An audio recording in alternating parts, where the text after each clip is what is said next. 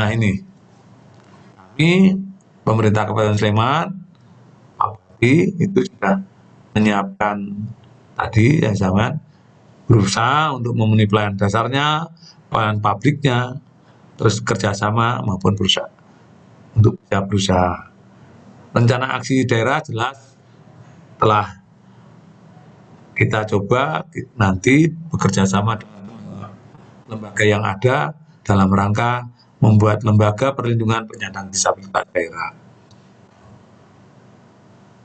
Dan juga Pak Bupati mengendaki juga keterlibatan teman-teman disabilitas di dalam memberikan kontribusi dalam rangka penyusunan aksi daerah dalam perencanaan pembangunan ke depan. Selanjutnya, selain itu, pemerintah daerah juga nanti melaksanakan, memonitor, dan mengevaluasi implementasi RAD. Ini yang akan dilakukan oleh pemerintah Kabupaten Sleman ke depan di dalam memenuhi hak-hak penyandang disabilitas, khususnya di sesuai dengan apa yang harus kita lakukan, yaitu no one left behind. Jadi itu tidak ada perbedaan. Jadi semua bisa menjadi satu kesatuan yang bisa kita rangkul, kita berdayakan bersama-sama. Saja yang perlu kami sampaikan. Jadi nanti mungkin masih ada hal-hal yang perlu untuk kita koordinasikan. Mari kita tetap kita koordinasikan sehingga ke depan para teman-teman disabilitas tidak merasa tidak ada tempat untuk bernaung.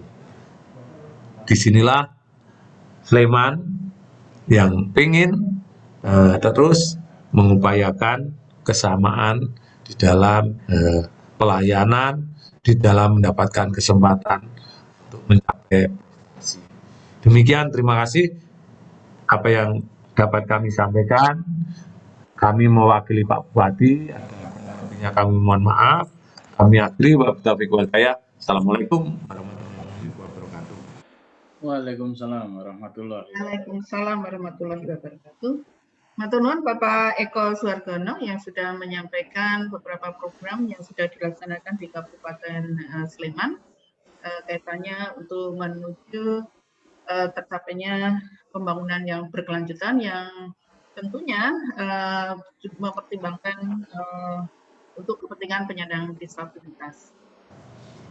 Baik, kita menginjak pada pembicara yang ketiga, yaitu kami persilahkan untuk Bapak Budi Sanyoto dari Komisi D DPRD Kabupaten Sleman untuk menyampaikan paparannya.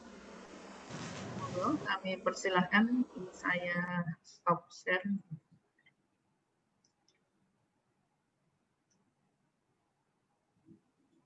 Bapak Budi, saya Halo, masuk? Bismillahirrahmanirrahim. Assalamualaikum warahmatullahi wabarakatuh. Ada materi yang perlu di-share, Pak Budi, saya? Belum nggak ada. Bisa kita kirim. Salam sejahtera untuk kita semua dan selamat siang. Yang kami hormati teman-teman dari Majelis Pemberdayaan Masyarakat, teman-teman Cikal, teman-teman ILAI, dan tentunya pemerhati dan kelompok peduli disabilitas, teman-teman dinas, baik sosial, pendidikan, dan seluruh peserta Zoom meeting pada siang hari ini. Tentunya menarik tema pada hari ini, yaitu tentang tujuan pembangunan berkualitas, tujuan pembangunan berkelanjutan, tentunya di tujuan yang keempat tentang pendidikan berkualitas. Dari 17 item, ini tentunya dari 17 tujuan, salah satunya adalah pendidikan berkualitas. Tentunya apa yang disampaikan narasumber terdahulu, ada Mas Win, ada Pak Eko, ini tentunya bagian yang harus kita sadari bersama. Tapi yang terpenting, satu pertama bahwa RAD ini tentunya tindak lanjut dari rencana aksi nasional. Kemudian kalau di DIY ini sudah ada rencana aksi daerah untuk TPB 2000 sudah ada 2018 dengan semboyan tentunya sawiji greget sengguh ora mingkuh lan boten wonten ingkang dipun lerwakaken. Jadi tentunya konsep penyusunan RAD ini tentunya akan kita dorong bagaimana ini nanti komprehensif dan partisipatif. Jadi tidak ada yang ditinggalkan, no left behind lah, orang-orang sing ditinggal. Tentunya masukan dari Pak Bin tadi ini menjadi acuan dasar kami, kemudian dengan akan kita padukan dengan apa yang sudah dilakukan oleh baik dinas sosial dan tentunya dalam hal ini tentang pendidikan itu nanti dengan dinas pendidikan. Kita menyadari bahwa apa yang disampaikan Pak Awin tadi bahwa ukuran-ukuran indikator ini memang belum menyertakan disabilitas di dalamnya. Tapi yang perlu kita pahami bersama bahwa upaya-upaya mengarah itu yang sudah kita lakukan. Di Perda kita, Perda nomor 1 tahun 2018 tentunya sudah mengamanahkan tentang pendataan dan tentang pendidikan dan tentunya beberapa hal karena di situ diatur sampai dengan 12 dalam rangka penyelenggaraan pelindungan dan pemenuhan hak-hak disabilitas. Tapi yang tentunya di dalam pendidikan ini kita memahami bersama, kita menyadari bahwa sarana prasarana pendidikan untuk inklusi kita sadari memang belum semuanya full, tapi upaya track mengarah ke sana ini yang harus yang terus kita apresiasi. Kemudian untuk permasalahan tenaga didik dan tenaga kependidikan yang paham tentang pendidikan inklusi ini juga harus di-upgrade. Dan ini memang tidak bisa di-upgrade hanya sekali, karena memang permasalahan inklusi ini permasalahannya juga bermacam-macam. Dari ragam disabilitas yang ada, tentunya butuh juga berbagai ragam kemampuan dalam rangka pendampingan dan untuk pendidikan disabilitas itu sendiri. Nah, ini tentunya tantangan bagi kita semua, baik pemerintah daerah maupun bagi tenaga pendidik itu sendiri.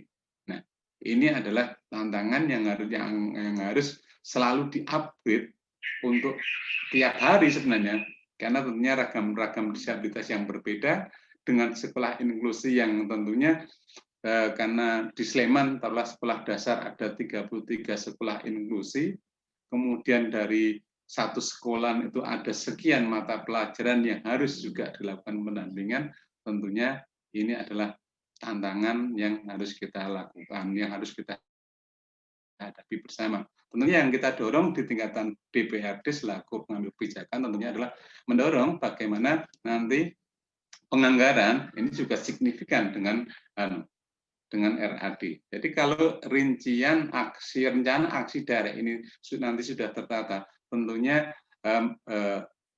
akan diikuti dengan keberpihakan di tingkatan anggaran. Tapi yang sekali lagi bahwa pentingnya bahwa RAD ini menjadi ukuran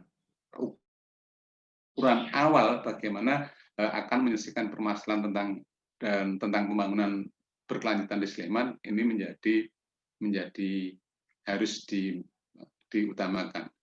Pengarus utamaan disabilitas, pengarus utamaan gender, pengarus utamaan penanggulangan kemiskinan, dan pengarus utamaan yang lain, tentunya ini menjadi bagian dasar dalam rangka Sleman menyusun seluruh kebijakan, baik RPJMD yang diturunkan nanti kepada rencana aksi daerah. Dan tentunya di 2021 ke depan nanti karena Sleman juga adalah proses penyusunan RPJMD, kemudian kami di Dewan juga akan ada melakukan perubahan tentang Perda penyelenggaraan pelindungan disabilitas. Ini tentunya masukan dari teman-teman Cikal, ILAI, dan teman-teman PPDI ini menjadi utama. Meskipun kami pahami, kami juga ucapkan terima kasih karena lahirnya Perda nomor 1 2018 tentang penyelenggaraan dan pelindungan pemenuhan hak disabilitas, ini kontribusi teman-teman Cikal, teman-teman Sigap, dan teman-teman PPDI sangat besar. Meskipun tentunya ini yang harus masih kita sempurnakan terus menerus. Kemudian berkaitan RAD yang berpihak kepada pengada disabilitas, tentunya untuk peningkatan kualitas pendidikan, nanti sumbang saran dari teman-teman PPDI ini tentunya akan menjadi roh, sehingga apa yang diinginkan teman-teman, karena kami memahami yang lebih paham tentang kebutuhan bagaimana untuk mempercepat dalam rangka afirmasi, mempercepat bagaimana teman-teman penyandang disabilitas ini mempunyai kemampuan dengan yang lain, ini menjadi utama. Karena goal kami tentunya bagaimana si penyandang disabilitas ini mempunyai kemandirian, dan dia menjadi bagian dari subjek pembangunan yang nantinya akan berkontribusi terhadap pembangunan di wilayahnya. Memang kita sadari bahwa stigma di masyarakat seperti apa yang disampaikan Pak Eko, dan Mas Win, ini memang masih ada. Tapi proses mengeliminir ini yang terus kita lakukan. Di Sleman sebagai contoh, kita ada desa ramah disabilitas atau desa inklusi, seperti di Sendangtirto. Nah, harapan kami semakin banyak muncul nantinya yang akan kita dorong kelurahan-kelurahan yang melakukan itu. Kemudian sekolah-sekolah juga nanti akan melakukan itu, sehingga iklim, irama, dinamika bahwa Sleman adalah rumah bersama. Ini tentunya rumah bersama bagi semua, baik bagi teman-teman disabilitas, teman-teman yang biasa, dan tentunya agama dan sebagainya. Jadi rumah Sleman, rumah bersama, ini tentunya menjadi rumah kita bersama, bagaimana nanti kita semuanya untuk mengisi, untuk berpartisipasi di dalam pembangunan ini. Sehingga harapan kami tentunya nanti dengan afirmasi yang dilakukan oleh pemerintah Kabupaten Sleman, ini semakin cepat bagaimana penyelesaian permasalahan disabilitas ini bisa kita lakukan bersama-sama. Harapan kami tentunya di Dinas Sosial juga semakin dikuatkan bagaimana bentuk perlindungan dan penguatan pemberdayaannya, tapi tentunya di Dinas Pendidikan juga harus nanti kita dorong bagaimana RAD, rencana aksi daerah, ini diikuti dengan ada, baik penguatan untuk tenaga pendidik dan fasilitas. Meskipun tentunya untuk tahap awal kami lebih mendorong bagaimana penguatan di tenaga pendidik ini. Karena memang ini tantangan tersendiri bahwa bagaimana menyampaikan materi pembelajaran dengan teman-teman disabilitas, ini kan membutuhkan kemampuan tersendiri. Bagaimana nanti dinas mampu memfasilitasi, kita dorong untuk memfasilitasi, memang teman-teman tenaga pendidikan yang di situ, tentunya tidak akan semua guru, karena tidak semua tenaga pendidik, karena ini juga bagian dari rasa, bagian dari hati yang harus kita dorong.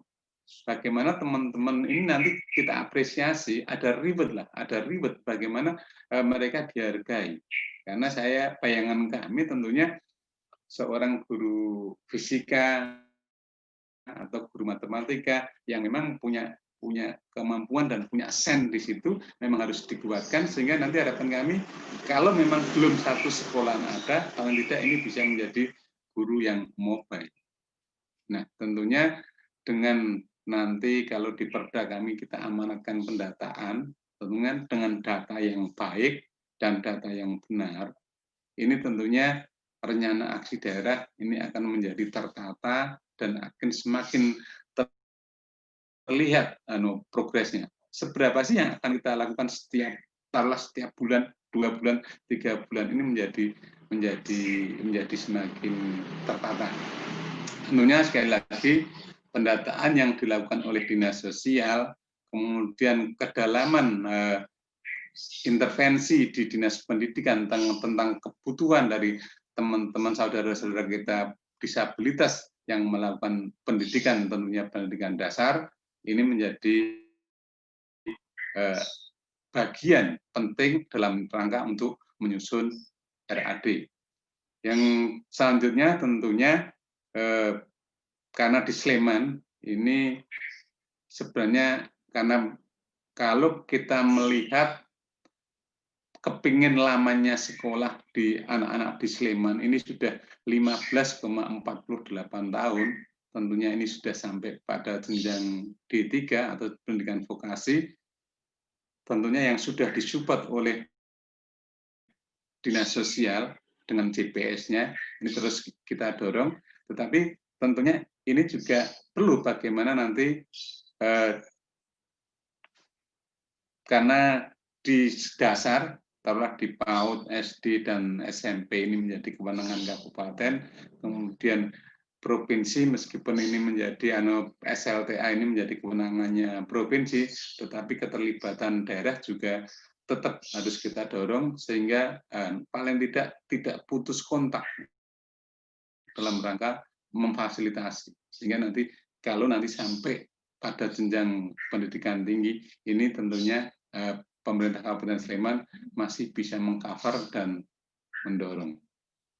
Jadi itu mungkin kalau kami dari prinsipnya, kalau dari DPRD tentunya akan mendorong secara maksimal bagaimana RAD, TBP, rencana aksi daerah tujuan pembangunan berkelanjutan ini berperspektif tentunya gender, kemudian disabilitas, kemudian penanggulangan kemiskinan, ini nantinya menjadi satu kesatuan RAD yang komprehensif, dan harapan kami sekali lagi seperti apa yang disampaikan di moto di tingkat provinsi bahwa kita harus sawiji greget sengguh ora mingkuh lan mboten wonten ingkang dipun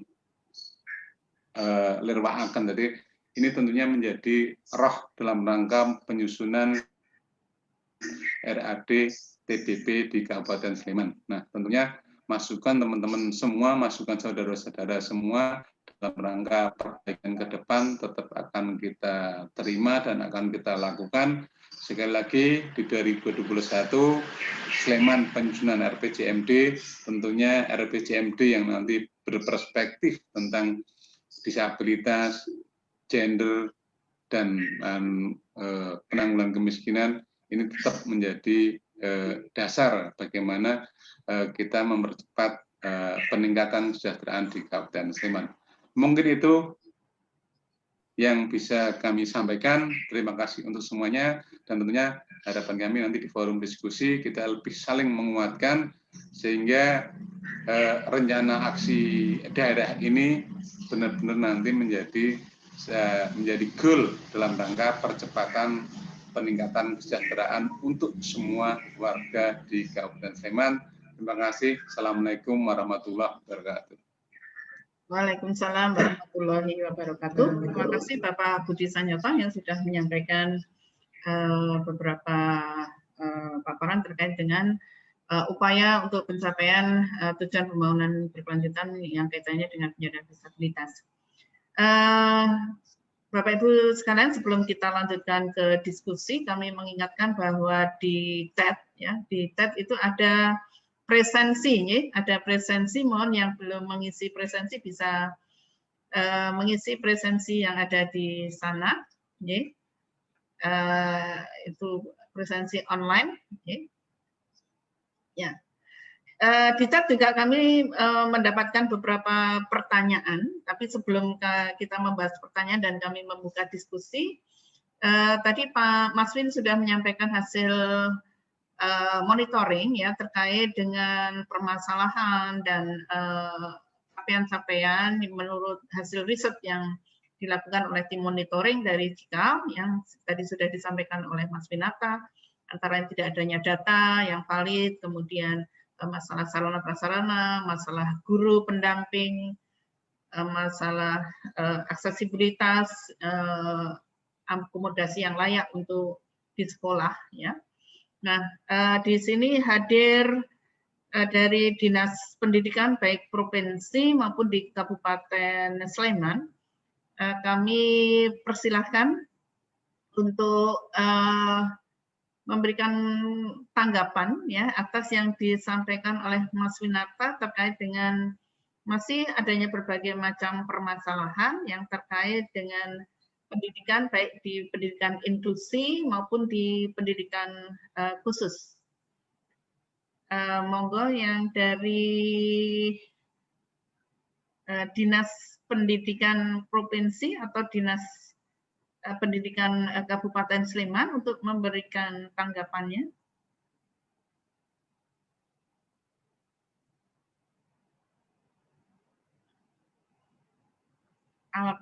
Alfa Dinas Dipora, Mas Pak Alfa.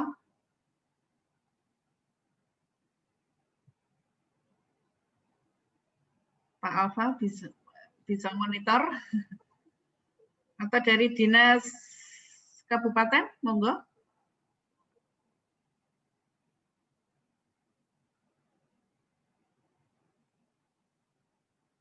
Halo, Pak Alfa. Dari sekolah, Bu. Ya. J? Dari sekolah.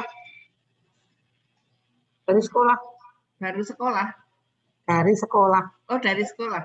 Oh, ya sudah sambil menunggu dari kepala dinas maupun provinsi ataupun kabupaten untuk bisa nyambung, mungkin kami membuka diskusi. Monggo dari SMP Negeri 1 Sleman ya, monggo disebutkan nama. Iya. Saya Nurul Wakidah, Kepala Sekolah SMP Negeri 1 Sleman. Di sini kami mengapresiasi dari Pemda Kabupaten Sleman, luar biasa sekali di dalam akan melayani, masih akan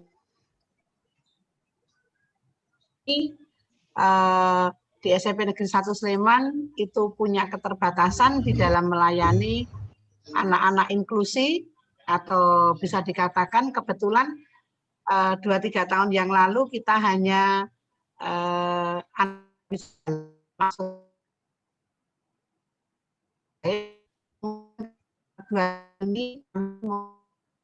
anak inklusi di mana disabilitas sensorik yaitu tunarungu. Di sini kami sudah berkomunikasi dengan orang tua, di mana sebenarnya orang tua tidak kepingin ke sini, hanya saja anaknya itu punya semangat yang tinggi untuk ke SMP Negeri 1 Sleman, kebetulan NEM-nya juga atau nilainya itu masuk. Nah, ada hambatan-hambatan yang dilakukan, yang ditemui di lapangan bahwa anak ini memang saya komunikasikan dengan orang tuanya apakah tidak memakai alat pendengar dan sebagainya, ternyata di SD-nya itu tidak dibiasakan untuk memakai alat pendengar, sehingga anaknya ini melihat membuka mulutnya, membuka mulutnya si guru. Akhirnya kami mempunyai treatment bahwa anak ini harus kita tempatkan di tengah, dan ini masih ada kesulitan, sehingga masih minta bantuan temannya untuk bagaimana menjelaskan apa yang dikatakan oleh guru.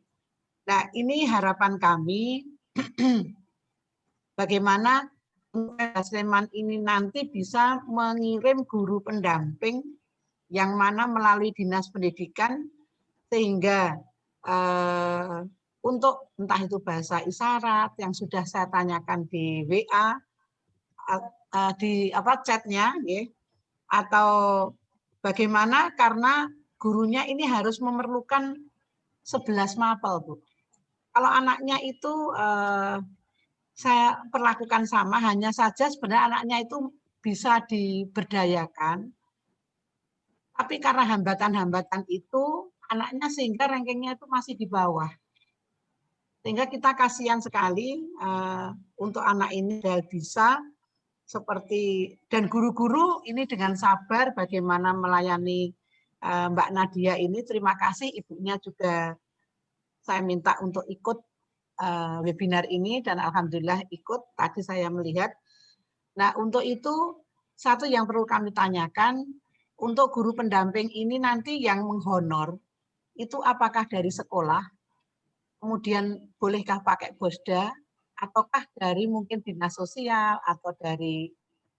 Jadi kami sehingga untuk menyusun anggaran sekolah di tahun 2021 itu jelas. Terima kasih, Bu. Oke. Matur nuwun Bu Nurul Wahidah untuk pertanyaannya yang terkait dengan guru pendamping ya. Monggo yang berikutnya Mas, dari sekolah lain atau dari orang tua disabilitas atau teman-teman disabilitas yang hadir pada siang hari ini. Dari SMP 4 Pelayan bisa, Bu? Monggo, silakan Bu. Ya, terima kasih. Saya Ibu DRA Mursinah dari SMP 4 Pelayan Gunung Kidul. Kebetulan dapat undangan untuk webinar ini. Sekolah kami memang menyelenggarakan pendidikan inklusif, tetapi memang ketunaannya tidak ke daksa, tapi lebih ke slow learner rata-rata seperti itu. Namun di sini saya akan menanyakan yang sifatnya umum. Ini saya pertanyaannya sebagai warga Sleman. Kebetulan saya tinggal di Berbah. Saya sudah bertanya di chat Ibu, jadi kami punya saudara yang menyandang disabilitas, mestinya sudah kelas 6 sekarang ini. Tetapi ketika TK dia itu kecelakaan, jatuh dan sampai sekarang menjadi cacat. Kakinya itu tidak bisa lurus sehingga jalannya itu ngesot dan belum pernah mendapatkan pelayanan dari pihak manapun. Keponakan kami ini kebetulan. Sebenarnya pendataan sepertinya sudah dilakukan, tapi sampai sekarang belum mendapatkan penanganan. Itu saja Ibu, terima kasih. Matur nuwun Bu Kuswinah. Mursinah. Mursinah, Bu Mursinah aja. Matur nuwun Bu Mursinah untuk masalah bagaimana penyandang disabilitas yang kebetulan ini punya saudara yang slow learner. Tunadaksa. Iya, jadi jalannya ngesot Ibu. Oh, dan belum dan tidak sekolah. Oh, dan tidak sekolah. Iya. Tidak punya kursi roda, Bu? Punya. Oh, iya. Kebetulan waktu itu ada acara apa itu saya mengusulkan terus dapat, tapi untuk pelayanan pendidikan belum dan juga pelayanan kesehatan belum mendapatkan. Matur nuwun Bu Mursinah. Mursinah. Nggih. Matur nuwun Bu Mursinah, nggih. Ada lagi? Mungkin satu lagi pertanyaan.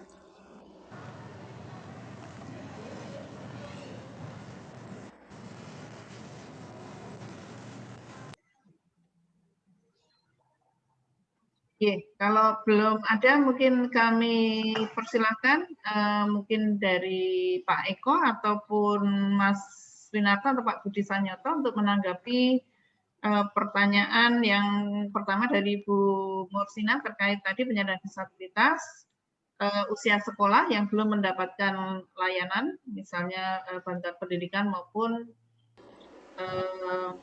bantuan kesehatan. Ya. Kemudian dari Bu Nurul Wahidah dari SMP Negeri 1 yang menyatakan masih diperlukannya guru pendamping dan bagaimana untuk pemberian honornya. Ini tanggung jawab siapa? Mungkin Pak Eko dulu.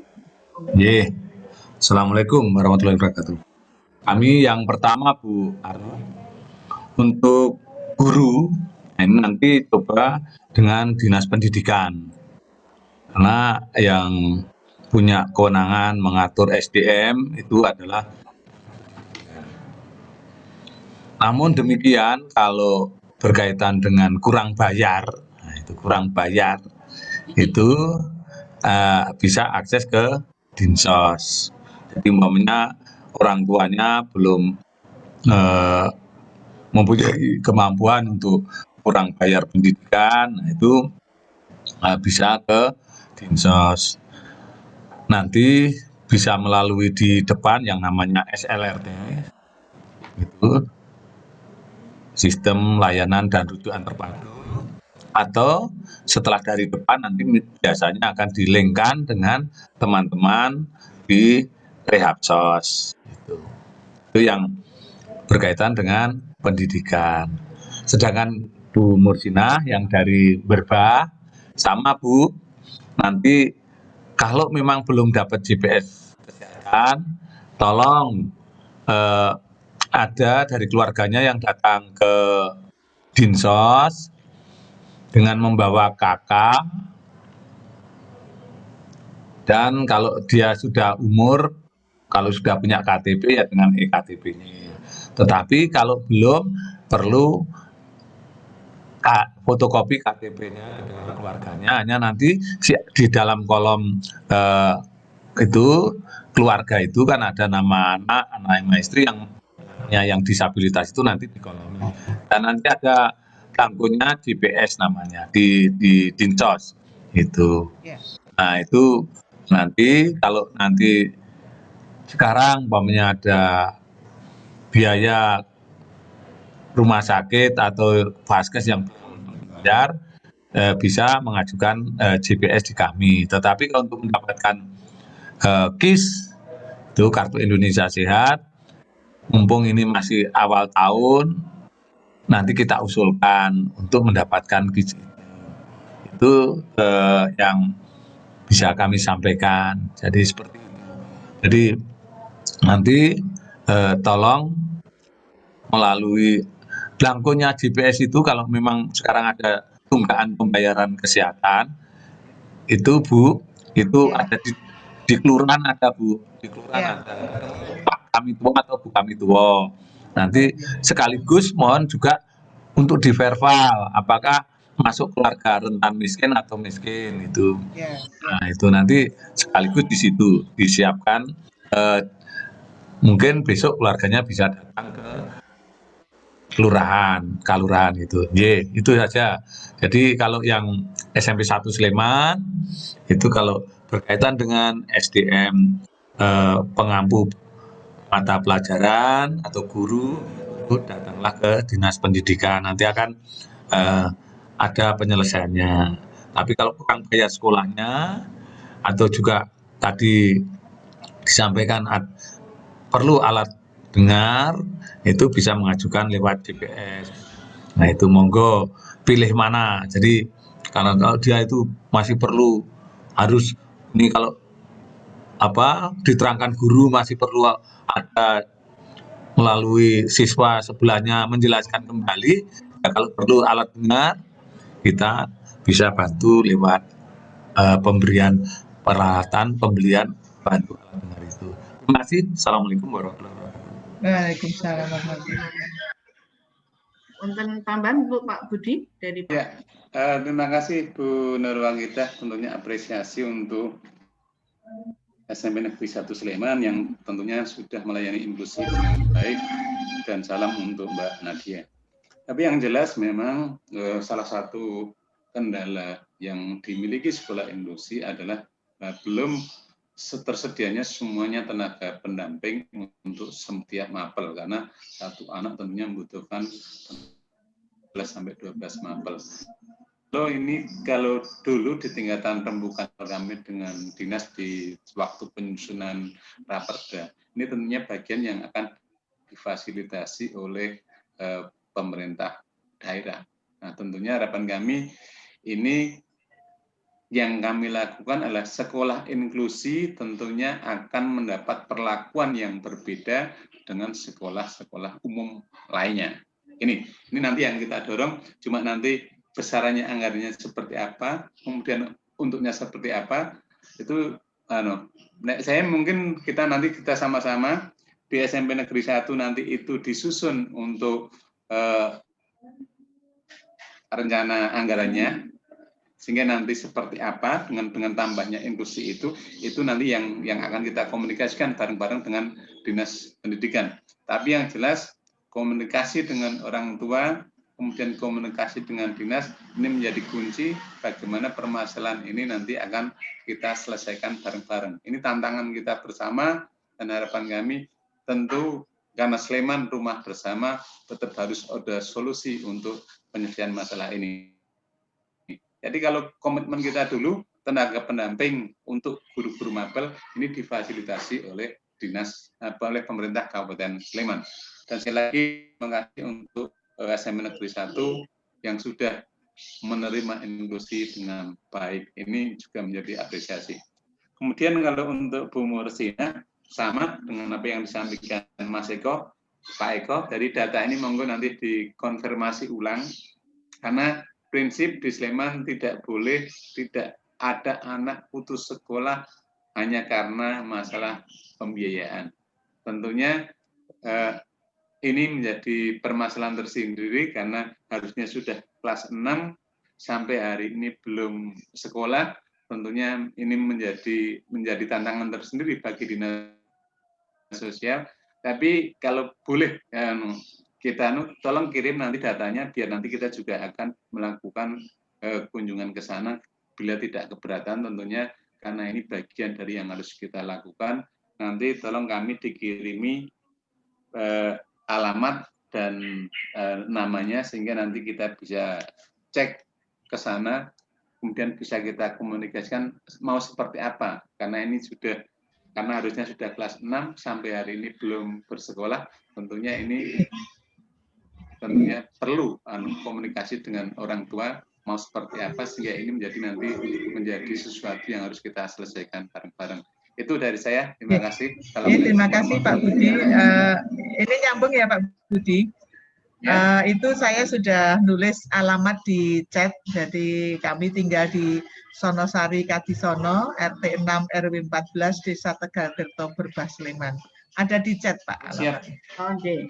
Iya, terima kasih. Jadi permasalahannya kalau mau, sebenarnya kan sekolah inklusi menerima penyandang disabilitas, tapi kan anaknya malu Pak, jadi nggak mau.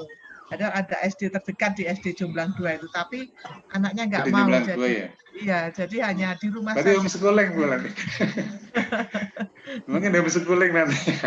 Ya, mungkin seperti itu, tapi kan mohon maaf ini dari keluarga yang memang sebenarnya sangat tidak mampu Pak. Mohon bantuannya, semoga nanti ada penanganan nanti dengan program di tahun 2021, semoga bisa mendapat penanganan, karena pendataan sudah dilakukan dulu, tapi kok satu minggu sampai sekarang nggak ada tindak lanjut, belum ada yang ke lapangan lagi. Terima kasih Pak Budi. Terima kasih, nanti kita ke sana, kita ke sana. Terima kasih Bu Nur. Matur nuwun. Mas Win ada tambahan? Ya, pertama saya mengapresiasi tadi yang disampaikan oleh Pak Eko ya, rencana-rencana ke depan ya, dan memang pemerintah Kabupaten Sleman ini terus berproses bagaimana memperbaiki layanan yang diberikan kepada warga kelompok penyandang disabilitas.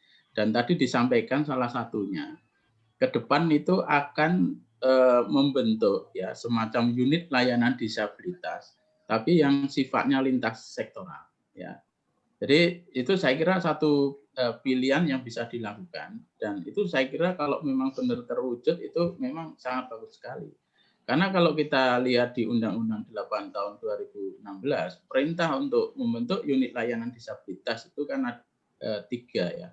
Unit layanan disabilitas bidang pendidikan, unit layanan disabilitas bidang ketenagakerjaan, kemudian ada unit layanan disabilitas yang kaitannya berkaitan dengan pengadilan. Nah, tentu kalau yang pengadilan itu kewenangan di pemerintah pusat.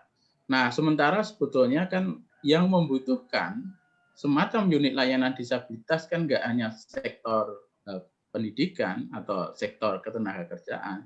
Di sektor-sektor yang lain itu sebetulnya juga membutuhkan itu ya, kesehatan dan lain sebagainya. Jadi kalau itu nanti ada unit layanan disabilitas sifatnya lintas sektoral, ya artinya tidak hanya mewadahi untuk kepentingan terkait layanan di bidang pendidikan, tapi juga bisa ketenagakerjaan dan lain sebagainya. Saya kira Sleman bisa menjadi pionir itu untuk bisa mewujudkan bagaimana pemerintah memang benar-benar mengarusutamakan penyandang disabilitas. Jadi semua sektor layanan itu benar-benar memperhatikan kebutuhan penyandang disabilitas.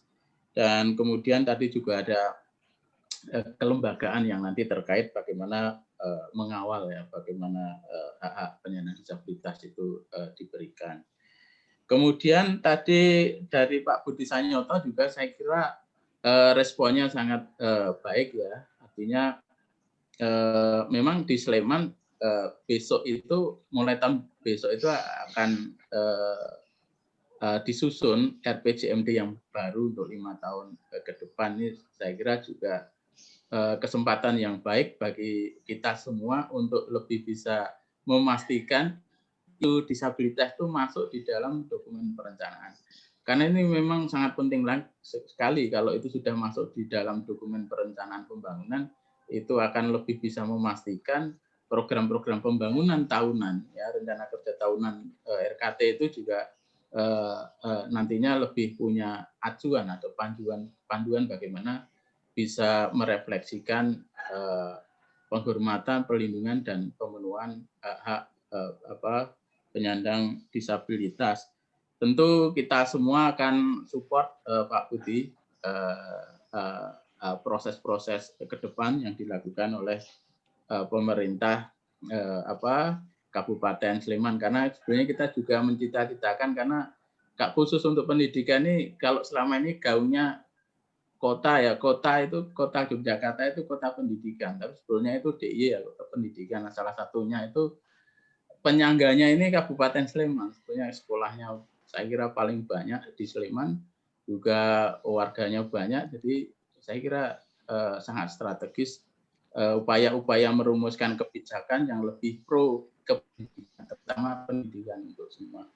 Kemudian tadi yang disampaikan Bu Nurul Wahidah, SMP 1 ini, SMP 1 saya juga sudah dengar lama. SMP 1 itu salah satu SMP yang itu ada dalam referensi teman-teman penyandang disabilitas. Jadi teman-teman penyandang disabilitas itu biasanya itu jujuk gitu loh. Jadi karena tidak semua sekolah itu belum siap menerima penyandang disabilitas, jadi mereka itu ngapali sekolah-sekolah mana yang biasa atau mau terima penyandang disabilitas, ya, kayak gitu. Nah, tadi yang ada anak ya tuli, tapi kebiasaan sehari-hari tidak menggunakan bahasa isyarat ya Bu Nurul Wahidah ya, tapi lebih menggunakan bibir ya, bahasa bibir kalau bilang. Jadi gerak bibir. Jadi memang ada yang memilih itu, dan apresiasi kami.